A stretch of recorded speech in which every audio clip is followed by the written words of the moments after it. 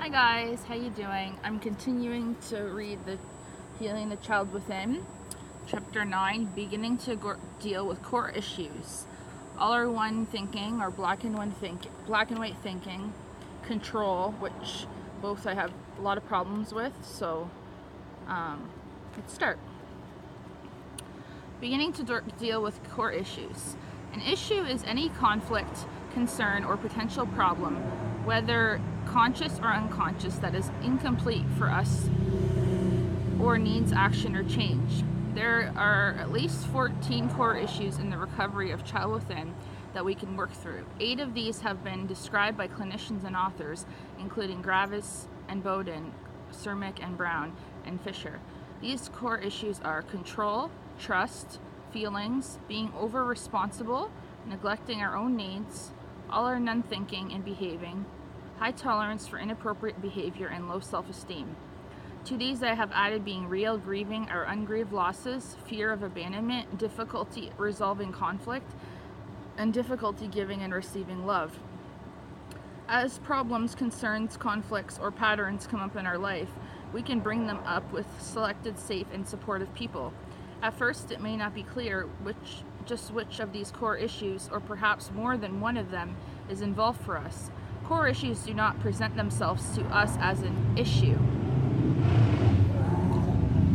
Rather, they present at first as problems in our everyday life. However, with persistent considering and telling our story, it will generally become clear which issue or issues are involved. This knowledge will be helpful in gradually getting free of our confusion, discontent, and unconscious negative life patterns, repetition, compulsions, or reenactments. All or none thinking and behaving. This is an ego defense against pain that therapists call splitting. When we think or act this way, we do so at either one extreme or the other. For example, either we love someone completely or we hate them.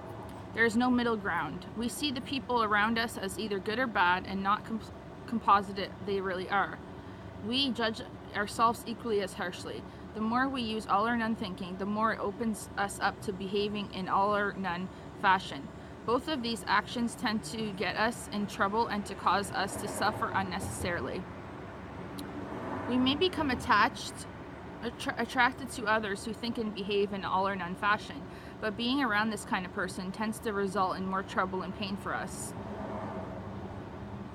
All or none thinking is similar to active alcoholism, other chemical dependence, codependence, or other active addictions and attachments, in that it sharply and unrealistically limits our possibilities and choices. To be so limited makes us feel constricted, and we are unable to be creative and grow in our day-to-day lives. In recovery, we begin to learn that most things in life, including our recovery, are not all or none, not either or. Rather, they are both and. They have shades of gray, and somehow in the middle of a 3, 4, 5, 6, or 7, not a 0 or a 10. Control. Control is perhaps the most dominant issue in our lives. No matter what we think we have to control, whether it was someone else's behavior, our own behavior, or something else, our false self tends to latch on this notion and won't let go. The result is often emotional pain, confusion, and frustration. Ultimately, we cannot control life, so the more we try to control it, the more out of control we feel, because we are focusing so much attention on it. Frequently, the person who feels out of control is obsessed with the need to be in control. Another word for control is attachment. Wise people have found that attachment, or needing to be in control, is the basis for suffering. Certainly, suffering is a part of life. We all have to suffer before we can begin to consider our alternatives. Suffering may point out the path toward peace of mind. One alternative that nearly always relieves our suffering is surrender. We surrender our false self and our attachment to the notion we can control anything. We surrender when we resist what is. We slowly find that one of the most powerful and healing acts is giving up our need to always be in control. This freedom is that of our true self. In this context, the word surrender does not mean to give up or to lie down in the military sense of losing a war. Rather, we mean that one who surrenders wins the struggle of trying to control and ameliorates most of the resulted needless in suffering. This becomes an ongoing process in life, not a goal to be achieved only once. Needing to be in control is ultimately related to and includes several other major life issues: willpower, fear of losing control, dependence/independence, trust, experiencing feelings, especially anger, self-esteem and shame, being spontaneous, self-nurturing, all or none, and expectations of self and others. Many people have not worked through these important life issues. However, most of the time, they believe they have overcome, controlled these issues and all of their other life problems. They even believe they can somehow control life itself. It is hard to learn that life cannot be controlled. Life's powerful and mysterious process goes on no matter what we do. Life cannot be controlled because it's far too rich, spontaneous, and rambunctious to be fully understood, much less controlled by our thinking, controlling ego/false self. At this point, we can discover that there is a way out, a way to get free of suffering associated with always needing to be in control. The way out is to surrender and then to become gradually a co-creator of life. This is where the spiritual aspect of recovery comes into play and as a powerful aid. Attendance and working 12-step recovery programs such as Al-Anon, Alcoholics Anonymous, Narcotics Anonymous, and Overeaters Anonymous, and others are helpful. Other spiritual paths may also be helpful, which I've started to go to. We work on our control issues by asking for help from appropriate others and by letting go. When we do this, we begin to discover our true self and we begin to feel more alive. Being over-responsible. Many of us who grew up in trouble or dysfunctional families learn to become overly responsible. That often seemed the only way to avoid many of painful feelings such as anger, fear, and hurt. It also gave us the illusion of being in control. But what seemed to work then doesn't always work well now. Neglecting our needs. Disowning and neglecting our needs is intimately related to being over-responsible. Both are part of our false self's actions. It may be useful at this point to review Chapter 4. Some may find it helpful to make a copy of the table. Okay. By observing and working on a recovery, we can begin to identify people and places where we can get these needs met in a healthy manner. Gradually, as more and more of our needs are met, we discover a crucial truth, that we are the most influential, effective, and powerful person who can help us get what we need. The more we realize this, the more we can seek out, ask for, and actually realize our needs. As we do, our child within begins to awaken and eventually flourish, grow, and create. We need to see ourselves as basic miracles and worthy of love. High tolerance for inappropriate behavior. That's another one, but I'm going to read. Fear of abandonment. Fear of abandonment goes all the way back to our earliest seconds, minutes, and hours of existence. Related to the issue of trust and distrust, it is often exaggerated among children who grew up in troubled and dysfunctional families. Thus, to counter this fear, we often mistrust. We shut out our feelings so we don't feel the hurt. Some of my patients reported that their parents threatened to leave or abandon them as a disciplinary measure when they were infants and young children. This is cruelty and trauma that may appear benign to some on the surface, although, in my opinion, it is a covert form of child abuse. Joan was a 34-year-old divorced man, a successful writer who was in a troubled, dysfunctional family. He told us in group, "I can't remember much before life about age 5, but at that time my father left me, my mother, and my youngest sister out of the blue. He had told my mother he had got a job out west and would be back, but he didn't tell us kids. And what's more, my mother shipped me off to live with my aunt 600 miles away without telling me. I must have been shocked. I denied it all until now. In just the last months, I got in touch with my feelings that not only did that son of a bee abandon me, but my mother rejected me. That must have really hurt the little boy inside of me. I'm just now beginning to get angry about it too."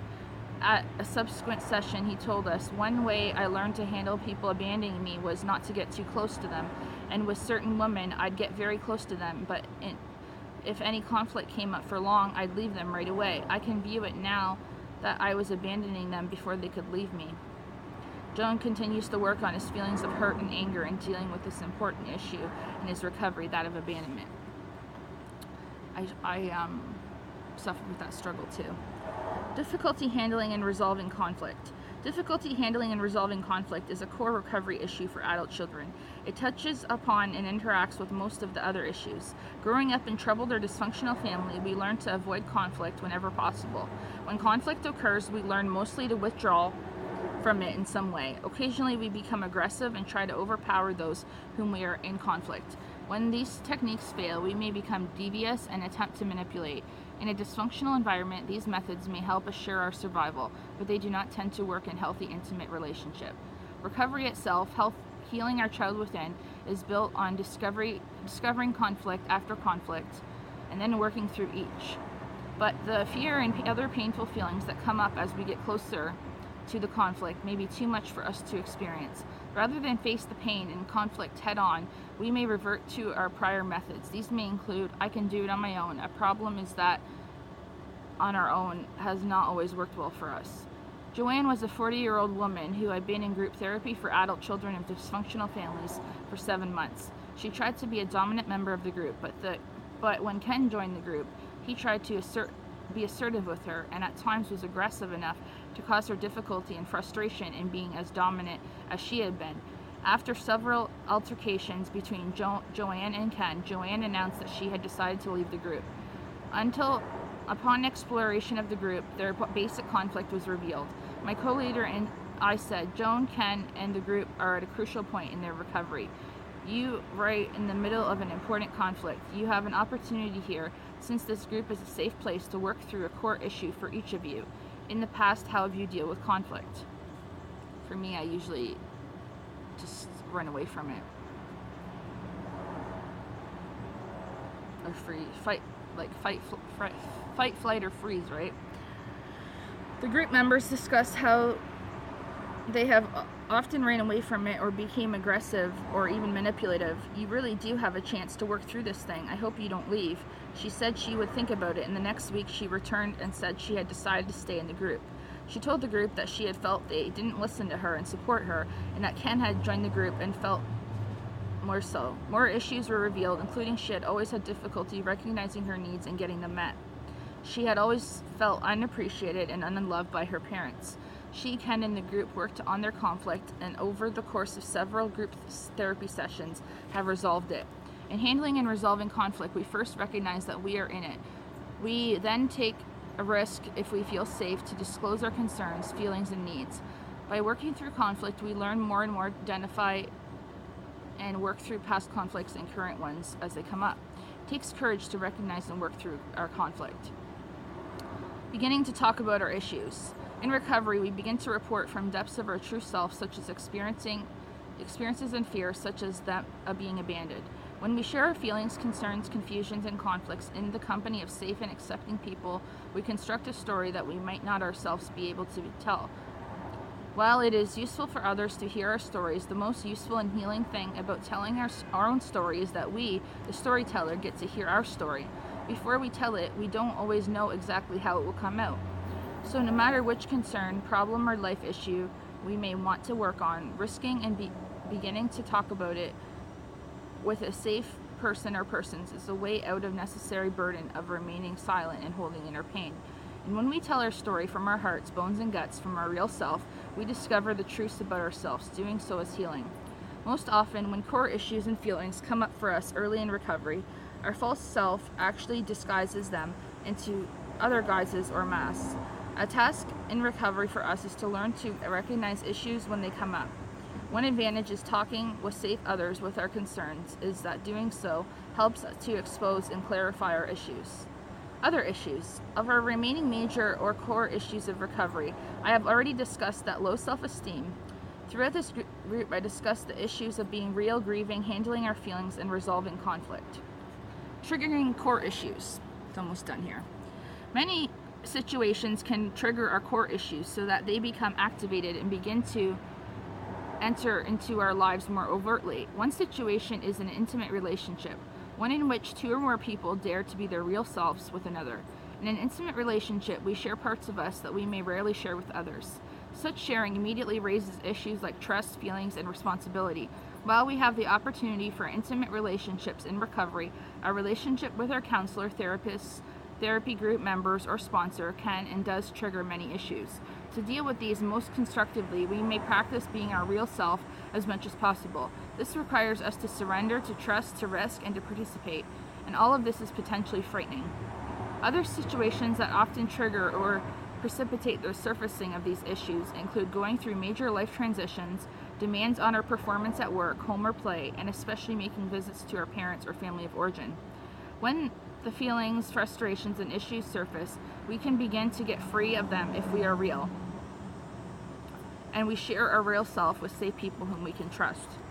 The next chapter talks more about feelings and how to use them in our healing, because chapter 10 will be identifying and experiencing our feelings. And I'm also reading in my Codependence Guide to the 12 Steps, because I'm a recovering codependent.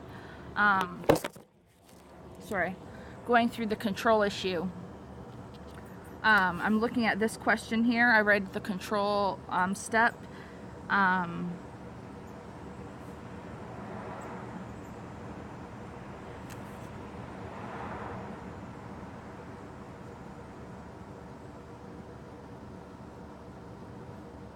So,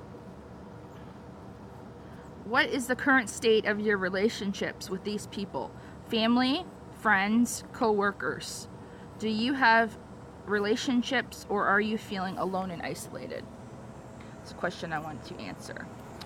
But until next time, hope you guys are having a great day. Talk to you later. Love you. You're good enough.